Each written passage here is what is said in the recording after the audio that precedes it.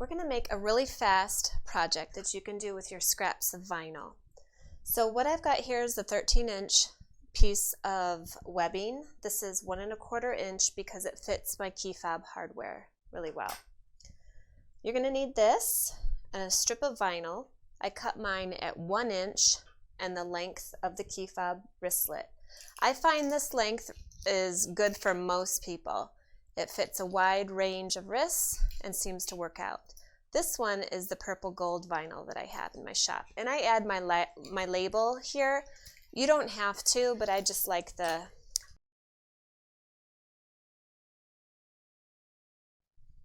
Okay, I've got my vinyl here. I'm going to use some clips. I use my clips to hold it in place while I sew.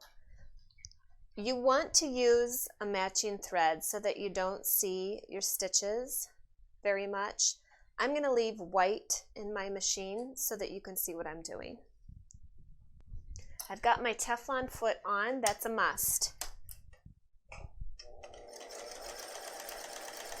And I'm just using a normal stitch length, a 3 mm. Seems to work for me. I'm not pushing or pulling.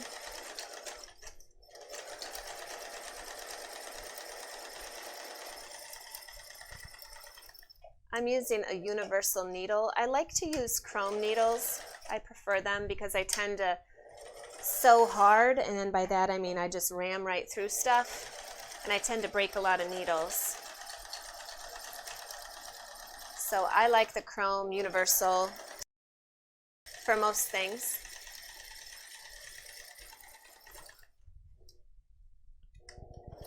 I'll come back over. I'm going to trim this, trim the threads. Now I like to use fray check on the ends.